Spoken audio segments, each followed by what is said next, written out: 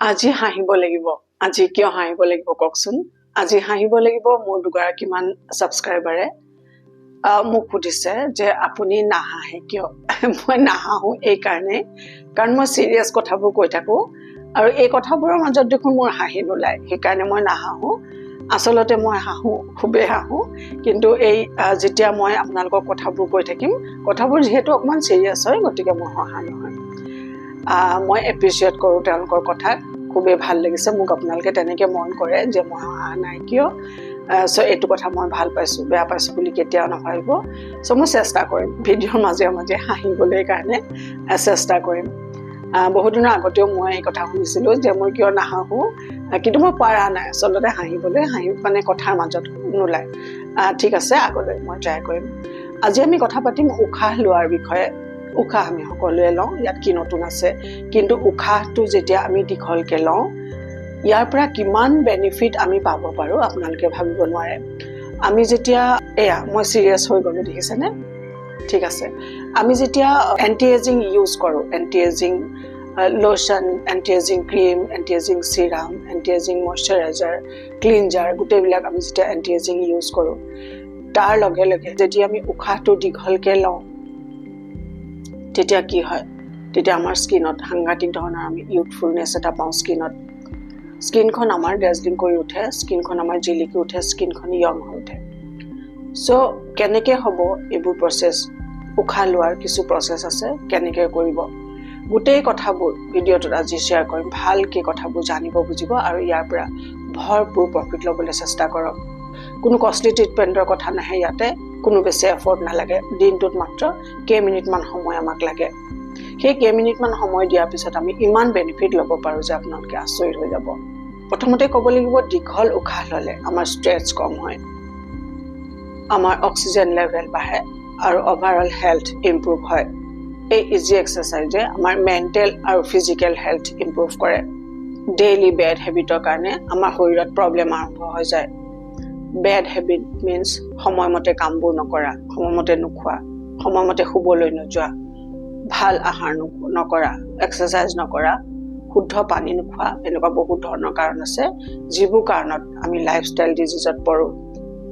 যদি দিনটোত অলপ সময় ওলোৱা যায় দীঘল উশাহ ল'বলৈ, তেতিয়াহ'লে কি হ'ব? তেতিয়াহ'লে এয়া হ'ব যে বহুত অসুখৰ পৰা আমাৰ শৰীৰটোক বচাব পৰা যাব। দীঘল উশাহ ল'লে আমাৰ ব্ৰেইন আৰু শৰীৰ ৰিলেক্স হৈ যায়, ভাল টোপনি আহে। দীঘল উশাহ লোৱাৰ বেনিফিট ল'ব বিচাৰিলে ইয়াৰ টেকনিক জানিব লাগিব, কেনেকৈ কৰিব লাগিব, কিমান সময় কৰিব লাগিব, গোটেইখিনি ইয়াত জানিব। যদি ভালকৈ ইয়াৰ টেকনিক জানি লোৱা যায়, খুব সোনকালে ইয়াৰ বেনিফিট ল'ব পাৰি। লগতে ডিপ ব্ৰিথ কৰিলে আমাৰ শৰীৰ ডিটক্স হয়। ডেইলি আমাৰ শৰীৰ বহুত ধৰণৰ পয়জনাছ ছাবষ্টেন্সৰ সন্মুখীন হয়, লাইক পলিউটেড এনভাইৰনমেণ্ট, দূষিত পানী, ইয়াৰ উপৰিও কিছু আহাৰ।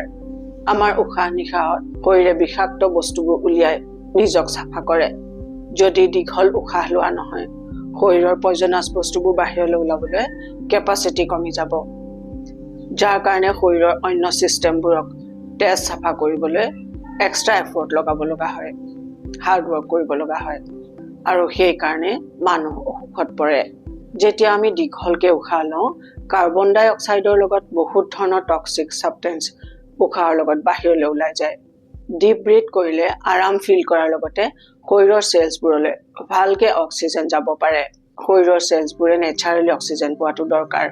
40 দিন আহাৰ আৰু 3 দিন পানী নহ'লেও আমি জীয়াই থাকিব পাৰোঁ, কিন্তু কেইমিনিটমান যদি আমি উশাহ নলওঁ, আমি জীয়াই থকাটো সম্ভৱ নহয়। দীঘল উশাহ লোৱাৰ কাৰণে যথেষ্ট পৰিমাণে আমি যি অক্সিজেন পাওঁ, তাৰ কাৰণে আমাৰ শৰীৰৰ প্ৰত্যেকটো পাৰ্টৰ কাম কৰাৰ ক্ষমতা বাঢ়ি যায়। তেনেকুৱাত আমাৰ কনচেনট্ৰেশ্যন বাঢ়ে আৰু শৰীৰৰ ষ্টেমিনা বাঢ়ে আৰু আপুনি বেছ ভাল ফিল কৰিব পাৰে। নেক্সট, ষ্ট্ৰেছ কমে, অক্সিজেন লেভেল বাঢ়ে। ডিপ ব্ৰিথ কৰিলে চুটি উশাহ ষ্ট্ৰেছ আৰু এনজাইটিৰ লগত ৰিলেটেড এটা প্ৰচেছ।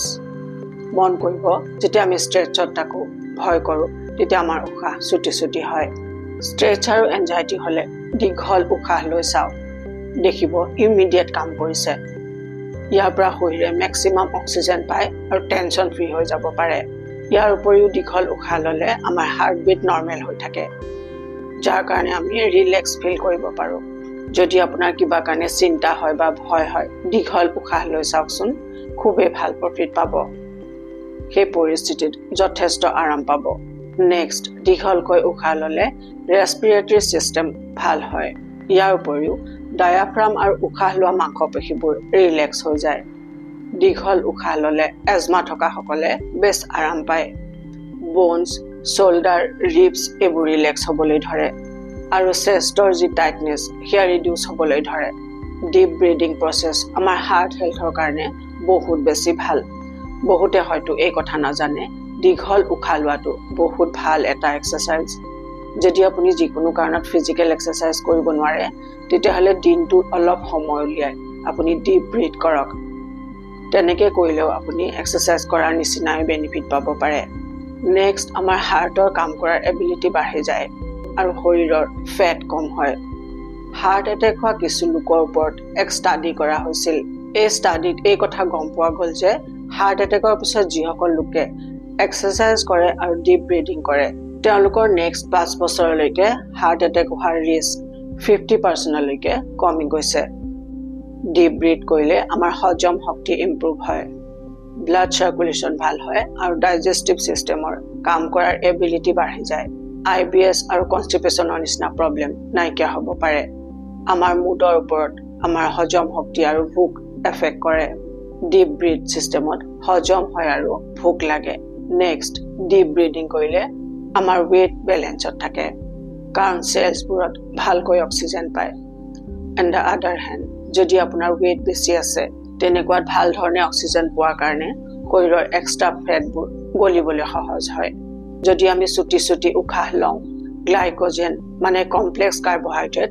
নষ্ট হয় আৰু তেতিয়া ফেট কম হোৱাত প্ৰব্লেম আহি পৰে ডিপ ব্ৰিডিঙে এণ্টি এজিঙৰ কাম কৰে আমাৰ শৰীৰত অলপ দিন কণ্টিনিউৱাছলি ডিপ ব্ৰিডিং কৰি চাওক যদি ৰাতিপুৱা খালী পেটত কৰিব পাৰে খুবেই ভাল আপুনি স্কিনত বহুত ভাল বেনিফিট দেখিবলৈ পাব আৰু ডিপ ব্ৰিথ কৰিলে আমাৰ ব্লাড ভেছেলছ অপেন হয় যাৰ কাৰণে হাৰ্টৰ ব্লাড পাম্প কৰিবলৈ সুবিধা হয় শৰীৰে তেজৰ পৰা জাৰ্মছ আৰু ভাইৰাছ এফিচিয়েণ্টলি ক্লিয়াৰ হোৱাত হেল্প কৰে এতিয়া জানক উশাহ কেনেকৈ ল'ব কেইবাটাও প্ৰচেছ আছে দীঘল উশাহ লোৱাৰ তাৰ ভিতৰত 2-এটা কৈছোঁ সেইকেইটা সহজতে কৰিব পাৰিব সহজ প্ৰচেছত মুখখন বন্ধ কৰি দীঘলকৈ নাকেৰে উশাহ লৈ মুখেৰে উশাহটো লাহে লাহে উলিয়াব যিমান সময় ল'ব আপুনি উশাহটো ভিতৰলৈ ল'বলৈ তাতকৈ বেছি সময় ল'ব উশাহটো উলিয়াই দিবলৈ এইটো হৈছে 1 নম্বৰ প্ৰচেছ 2 নম্বৰ প্ৰচেছটো কৰিব পাৰে এখন হাত বুকুত ৰাখিব এখন হাত ৰাখিব পেটত দীঘলকৈ মুখেৰে উশাহ ল'ব আৰু মন কৰিব আপোনাৰ চেষ্ট স্থিৰ থাকিব লাগে আৰু আপোনাৰ পেটটো ফুলি উঠিব লাগে যেতিয়া আপুনি উশাহ ল'ব ঠিক এনেকৈ উশাহ ল'ব আৰু লাহে লাহে মুখেৰে উশাহখিনি এৰি দিব আকৌ এবাৰ কৈছোঁ যিমানখিনি সময় আপুনি উশাহ লওঁতে ল'ব তাৰ বেছি সময় ল'ব উশাহটো এৰি দিওঁতে এইটো হৈছে 2 নম্বৰ প্ৰচেছ আৰু এটা প্ৰচেছ কৰিব পাৰে উশাহ আপুনি নাকেৰে লৈ নাকেৰে উশাহ এৰি দিব পাৰে